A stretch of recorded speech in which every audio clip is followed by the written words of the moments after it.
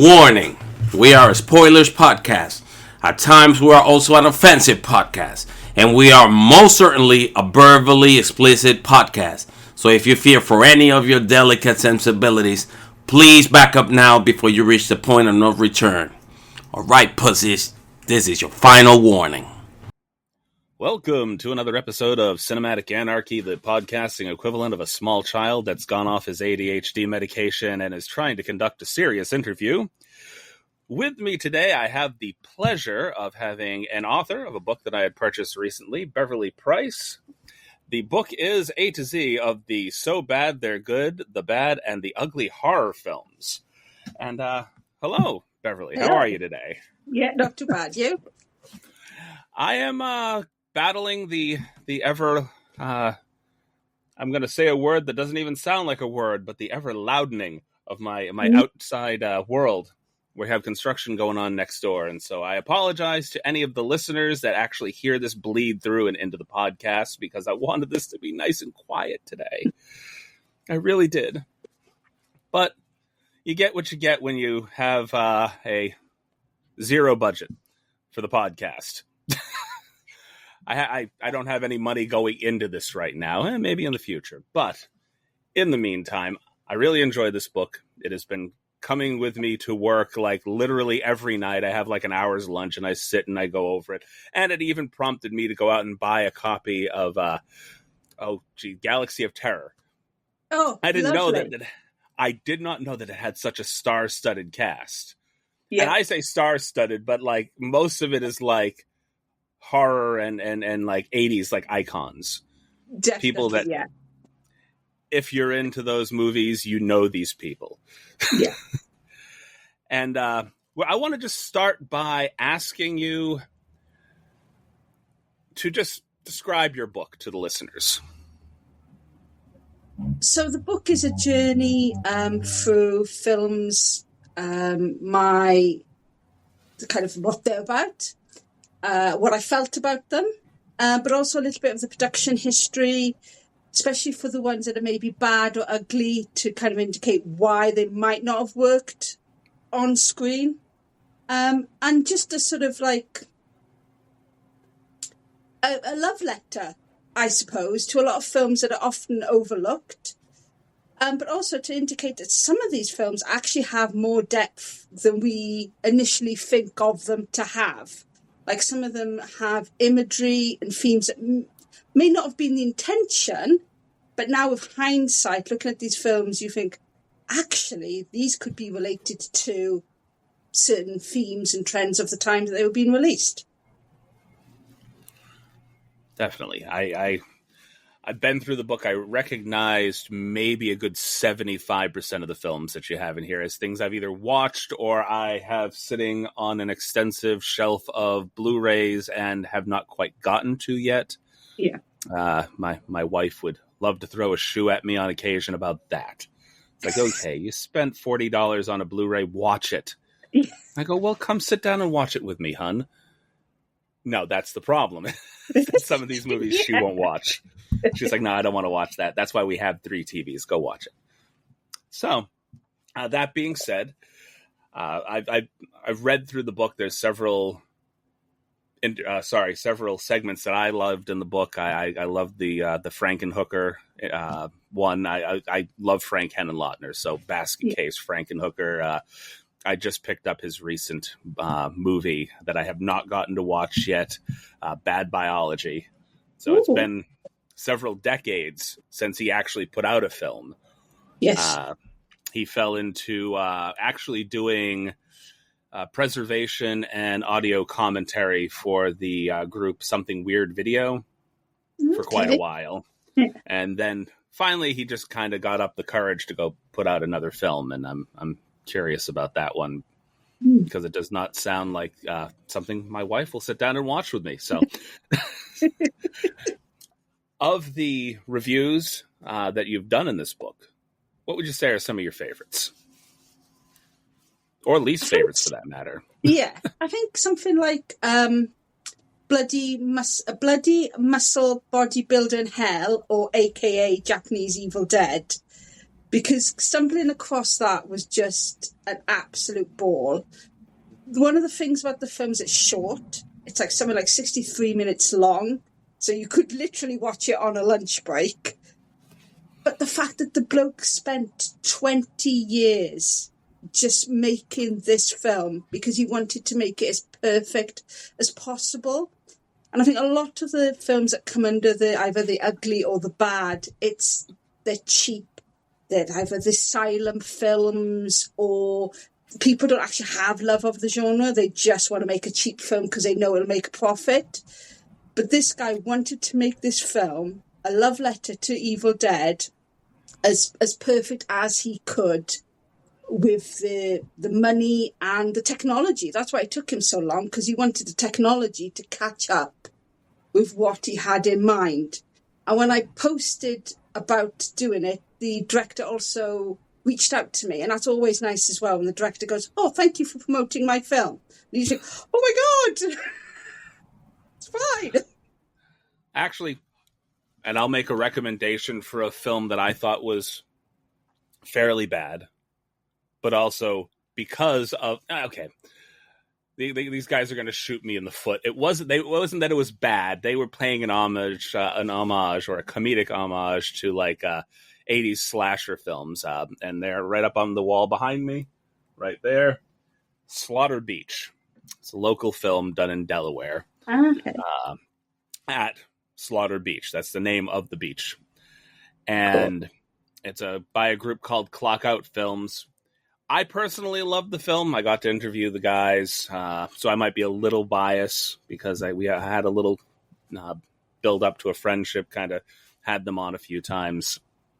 And I would recommend the film as sort of a so bad it's good kind of thing, because it was their first film. They had a little bit of audio difficulty in certain areas, but the humor was there, and it was the gore was, and special effects were definitely there. It's a wonderful film as far as I'm concerned, and I would recommend it to anybody.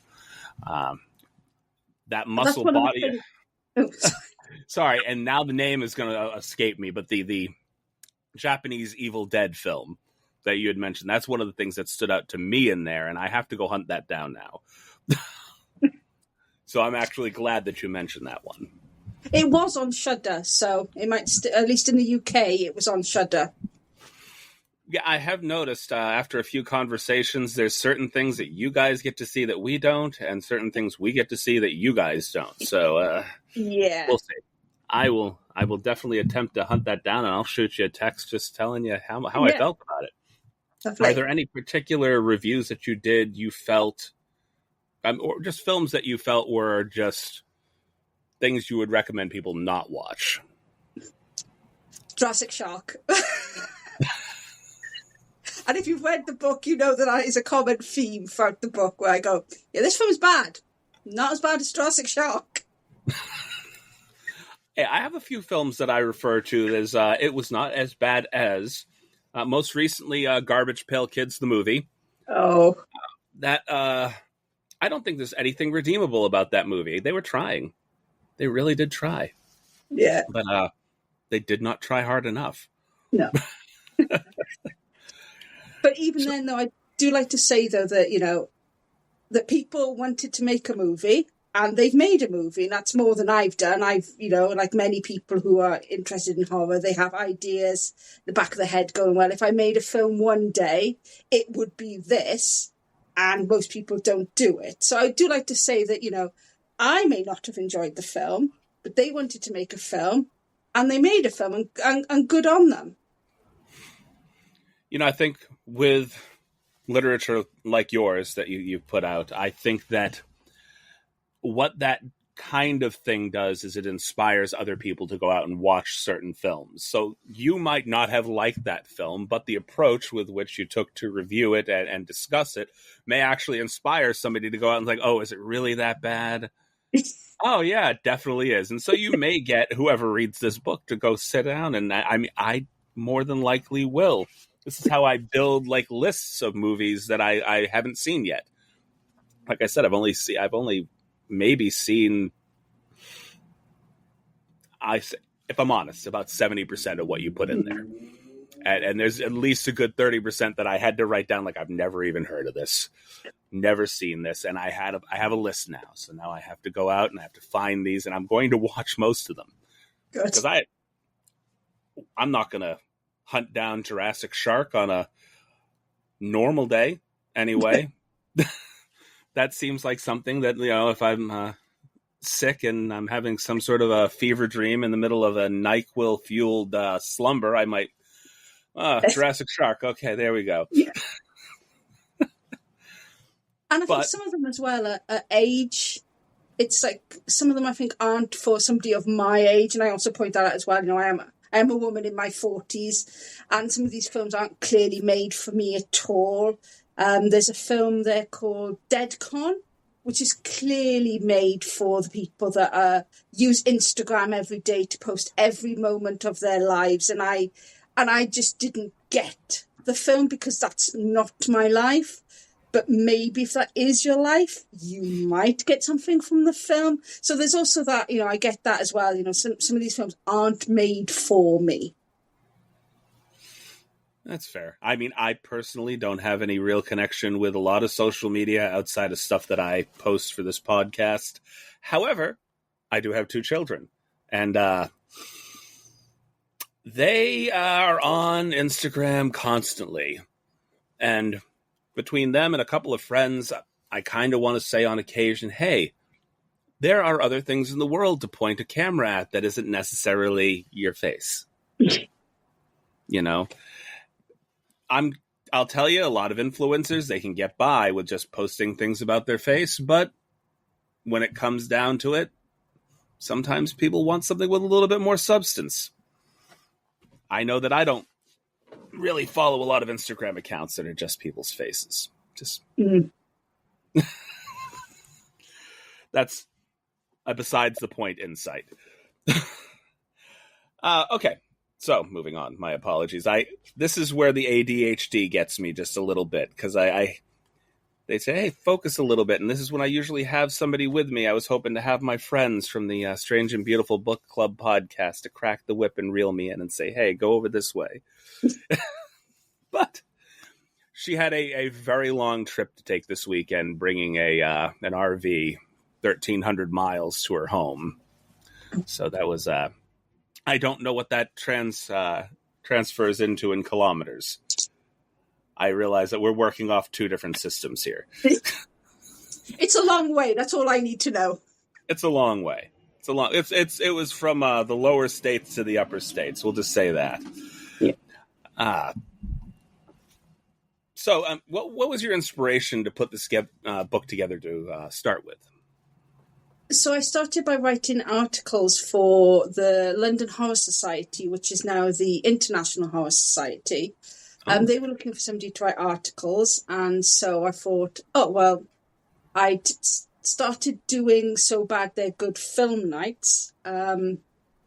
So my birthday's early January, and it gets to the point now where you see people at Christmas and New Year, but then to try and get them for my birthday as well is just a bit of a ball ache. So I said, look, just all come out mine, we'll put a shitty film on and we'll just get pizza and chill. We watched Rubber. Yes. Yes. And so when I saw that the London Horror Society were looking for people to write articles, I thought, I'll write about Rubber. And so that started then a whole series of So Bad They're Good articles. But I was getting so far ahead that I was thinking, well, it's nice that I'm doing them for this website, but shall I just do them for myself? And so that started the book idea. And then I was thinking about all the shitty films that you stumble upon. Like I said, there's so many streaming services nowadays that post up random stuff that nobody's ever heard of. And I thought, well, why not write about them as well? Let's see what I can find out about these films. And then, the good, the bad and the ugly, it just seemed to fit then with that sort of title. And I just went from there. I will send you a couple of good links for some internet movie dumps. I call them internet movie dumps, but it's like places that you go to find films that They're free, both free sites, but just films that if you do a little bit of digging, things that you would never see otherwise. Yeah. So those, I'm not going to mention them here because I don't want them to be widely known, because then I won't have the, I guess, backup that I normally have to just throw weird movies at people. However, I do need to ask, do you know much about the company Trauma Entertainment? Yes. Oh, good. So you really do love good, bad movies. If you had said no, I would have been a little worried. So have you heard of a film called Tromeo and Juliet? Yes. I'm sorry. I haven't seen it, but I am aware of it. This is a film that, and I promised my friend Nico that I would not mention the film in her presence. But this is a film that caused some uncomfortable distance between me and a couple of people that were on the podcast, because I had recommended that we watch it without actually having seen it myself first, because Sean Gunn directed it. The fellow that went on to do the Guardians of the Galaxy movies for Marvel, and his brother was in it. And I was like, oh, okay, well, no, sorry, my apologies. James Gunn directed it. Sean Gunn was one of the stars in it. That's the brother. Mixed things up a little bit for a minute there. Pardon the quick slip. And it is a telling of Romeo and Juliet as seen from the perspective of Romeo and Juliet being brother and sister who had been adopted out to two different families. Okay. And yeah, it still follows the love story, this, that, and the other thing, and it gets very uncomfortable very quick. Because the audience knows what's going on, but they have no clue. My version of that is I made a group of friends watch Wicked City, the anime. Oh. And again, that got a little bit awkward quite quickly. Especially as one of my friends brought a guy that never met me before along to this viewing. And I don't think she ever saw him again. So, the fella that I watched this movie with, a good friend who I worked with that I invited to work with us on the podcast, was sitting not more than 5 feet from me when the movie started. And for lack of a better word, the incestual theme of the movie put about 10 more feet distance between us as the movie moved along. And then at one point during the film that we're watching, my daughter walks into the room. And I didn't know. She was behind me. And we're just watching this film in just horror. And she's like, "What on earth are you watching?" And I go, "I will make an attempt to explain later. For now, just keep going. You don't want to see this." So I don't recommend that movie to people. I'm saying if you're looking to shock your friends a little bit, that's a good one for just shock of theme, not necessarily practical effects, gore, or whatever. Because there's plenty of that throughout the film too. It's Trauma.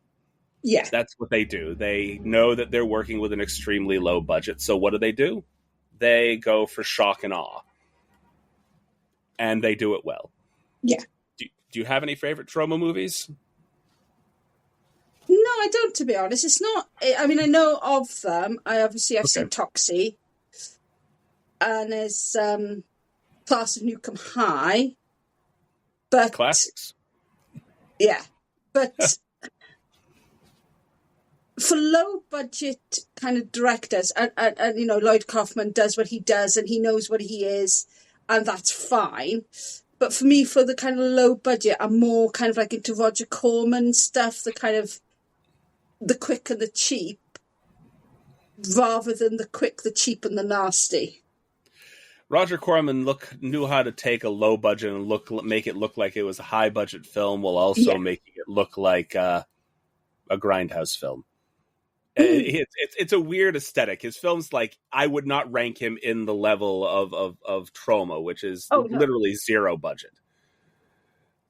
Roger Corman took films with like no money and made them into things that either hit hard or became classics later on. Yeah. And none of them look like he was working with such a shoestring budget. As far as I'm concerned, anyway. I loved Roger Corman. Yeah, I think he knew how to work with the budget that he was given, and obviously he got more prolific at it as the years went on. I think the only one that really was missed was The Terror with Jack Nicholson. Yes. And the end scene where the body dissolves into the skeleton. You're kind of like, okay, this is not good. Nah. I watched the film once, and I don't think I've ever picked it up again. No, me neither.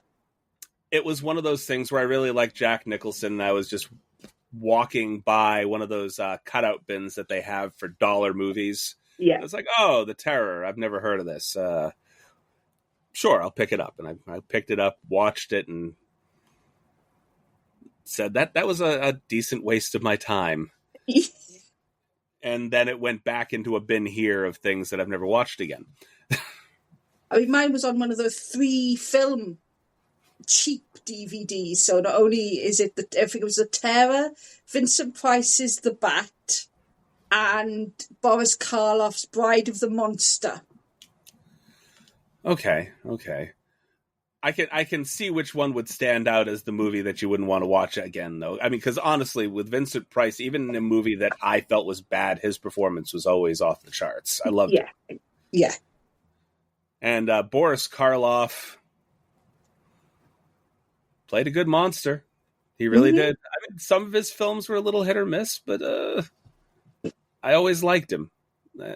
Jack Nicholson, on the other hand, he didn't have that star power back then. No. He was definitely on the scene and making his way, but The Terror was not one of his shining performances. No. And when you think it's around the time that also, obviously, The Little Shop of Horrors, and you see him in that, and you're like, yeah, you can see that he's going to become a star. Right. And then you watch The Terror, and you're like, is he? Really? So, I got my brain off track again. I had a whole series of things going on, and then I do apologize. I'm going to bring up my little list of questions that I had here because I had them in my head, and then I went on an ADHD tangent again with you. Fine. So it's obvious. It's obvious that you love film, whether it's a good movie, a bad movie, or something halfway in between. Can you name a specific film that you feel started your love with not blockbuster films, but bad movies? I think, obviously I mentioned Rubber being the start of that kind of like the having friends round and watching bad films. That will always have a special place in my heart because that started that trend.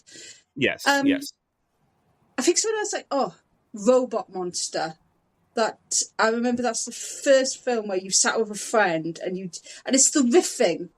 Like in the UK we don't have that big culture of like Mystery Science Theatre 3000 and things like that. That didn't seem to be as big over here. At least not at the time. Obviously now retrospectively it's become bigger. So the idea of riffing a film just didn't seem as normal as it might have done. But yeah, just sitting there with a friend and just talking over the film and just laughing at it is just brilliant. And that's one of the things I point out in the book as well, that some of these films, if I'd watched them on my own, they might have been marked lower. It's the company that sometimes makes those films, and the sheer amount of alcohol you drink as well, that makes those films sometimes.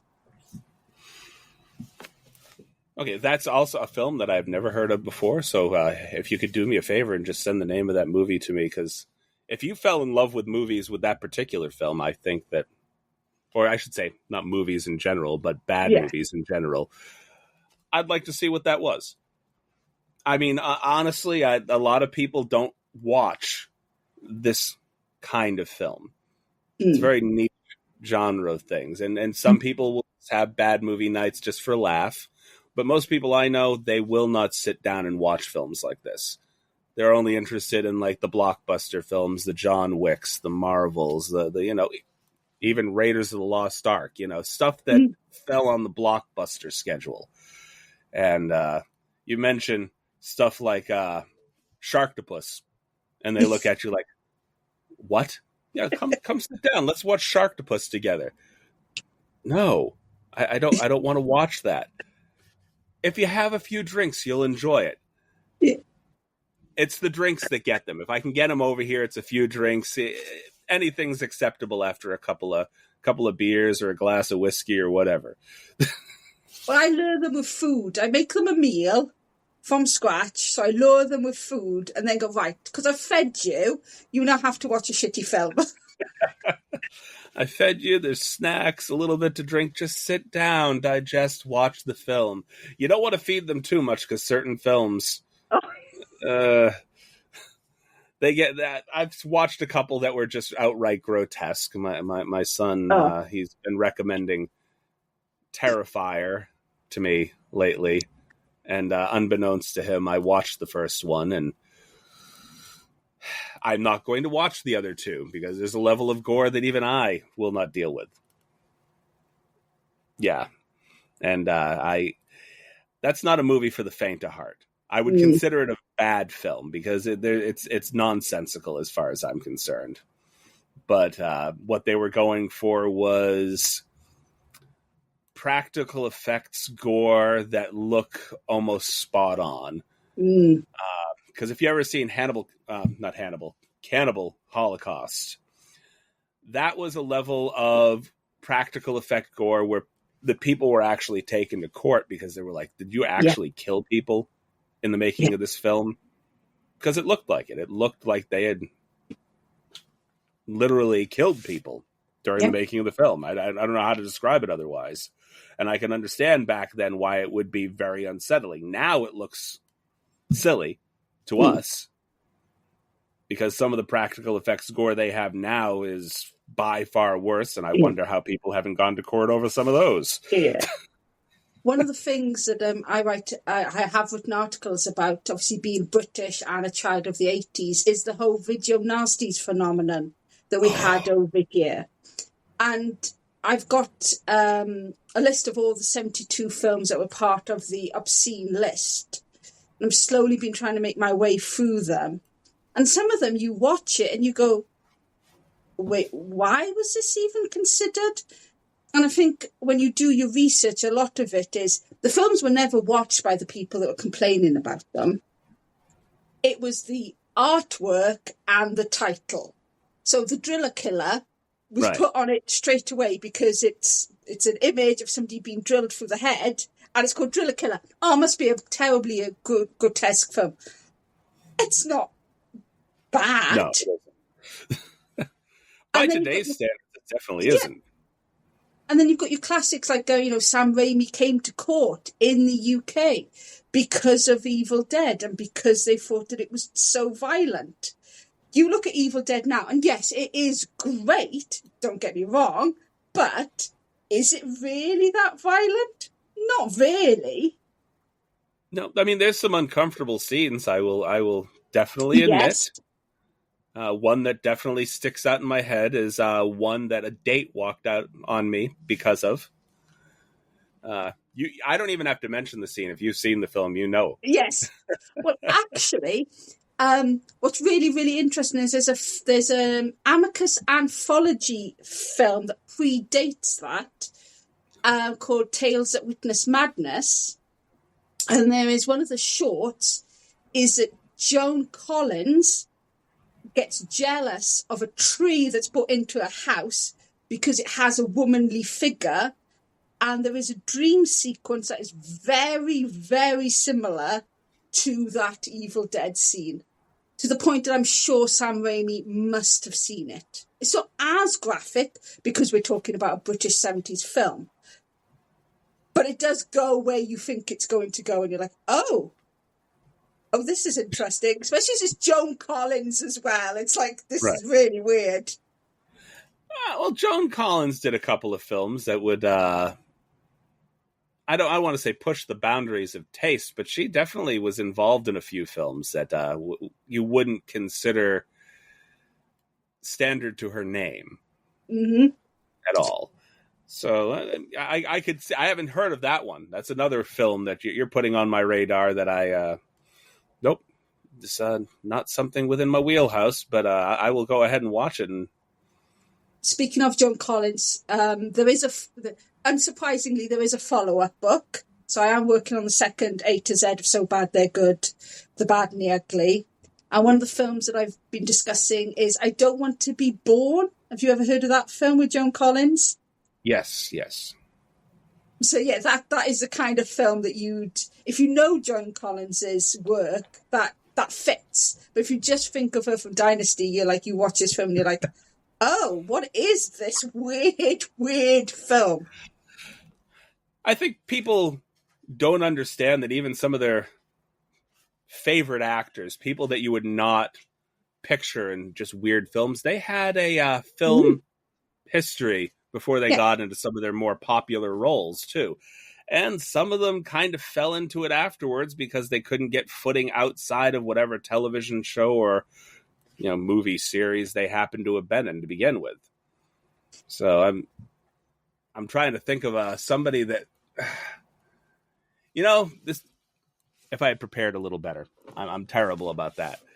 But I would say Robert Englund might actually be one of the guys that you would have thought that he would have just launched to stardom right out of Freddy's boots. But while he is a recognizable face, he had plenty of movies that he was in you probably wouldn't even recognize before he even got into Freddy's Bladed Glove. And there's plenty of films that he was in afterwards. I'm cutting you off. Funny enough, I'm reading a book currently written by Doug Bradley, and let me get Behind the Mask of Horror Actors. And I picked it up because I thought it was a Doug Bradley autobiography, but it's not. It's him looking at the history of horror actors who have worn masks, and obviously Freddie appears in it, Robert Englund. And he was saying that he thought that V was going to be his career maker. He only did A Nightmare on Elm Street in a stopgap between V filming. And he was like, oh yeah, that'll be something that'll just fill my time. And he'd gone to a sci-fi convention as Willie, but more people were coming up to him asking for autographs as Freddy Krueger, that he realised, actually, this might be my moneymaker. Well, I'll be 100% honest. Freddy is the guy that I remember him for. Until you just mentioned it, I had forgotten completely that he was in V. Yep. It's been a while since I've seen it. This is 20 years ago since I had watched V. So, yeah, I mean, you can see why I would forget that, but I've probably watched Nightmare on Elm Street multiple times in the past couple of years. Exactly, yeah. It's got more rewatchability than V really did, because it was sort of a product of its time. Especially those later series of V, they do get a bit... They were trying to catch the magic of the original, and none of them quite hit. No. I can't commit any of it to memory. The early series, yes, and the recent stuff, you ask me about it, nothing. Doesn't register. Yeah. So you jumped the gate a little bit on one of my questions that I was going to ask. I was going to ask about what you're planning to do in the future. You said you are looking to put out a sequel to this book specifically. Are you thinking of writing anything else, or? Yes, I've got 2 on the go concurrently. Another A to Z, because I kind of like that format. So as well as the A to Z of So Bad, etc., I'm also doing the A to Z of wonderfully weird films, because then that means I can capture things that won't fall into the horror genre. Obviously, it'd still be predominantly horror, because that's the genre I watch the most. But it means I can put some completely random stuff in. So I've got K is for Kung Fu, for example, in this case. And so I get to talk about films like For Your Height Only, which... Oh, is that the one with the diminutive James Bond type character? That's it. Oh. The Filipinos. I have heard of those. I haven't gotten to see them. I've seen clips, and they look absolutely hilarious. It is an absolute ball to watch. It's Wei Wei is the actor, and apparently he was quite the ladies' man on and off the screen. But yeah, there's a lot of kicking men in the nuts because obviously the height. He is literally thrown about the set. You can see that he just comes off the side. Somebody has just thrown him off the stage. But the best bit is where he jumps out of a window with an umbrella and he's just floating down. You're like, I feel like they literally just did that to him. It doesn't look like a dummy. It looks like they literally just pushed this poor diminutive man out the window. But yeah, you'll be fine, mate. I mean, if you have the right airbag system set up, I guess you could. But, I mean, that would be even more impressive if he did all his own stunts. Yeah. You know, rather than just having a dummy thrown around set, you know, holding onto the umbrella or tossed here, tossed there. That would be a hell of a lot more impressive. Yeah. And then right. I get to talk. Sorry. My apologies. Are there any questions you wish that I would have asked you? Not that I can think of. I think we kind of covered everything. And thank you for the opportunity to get to talk about my book as well. And it really brings me a lot of joy that you've enjoyed it so much. And it's given you a list of films to add. I've enjoyed it to the point that as I had said before, I'm purchasing a couple of copies for my other podcasting friends, and I'll be handing them out during Christmas this upcoming year. Spoilers. Again, remember, I'm going to put this on the screen here as best I can. This is the A to Z of the So Bad They Are Good, The Bad, and the Ugly horror films by Beverley Price. You can find this on Amazon.com. I will put the link to be able to access that in the show notes below. Is there anything else you'd like to tell our listeners before we head off for the evening? Just keep watching the bad films, or just keep making the bad films, so I've got stuff to put in more books. Oh, I don't think there's going to be any shortage of bad films. Trust me. You know, some people mean well. Some people really do, but their visions stray into, oh my God, what did I just watch territory?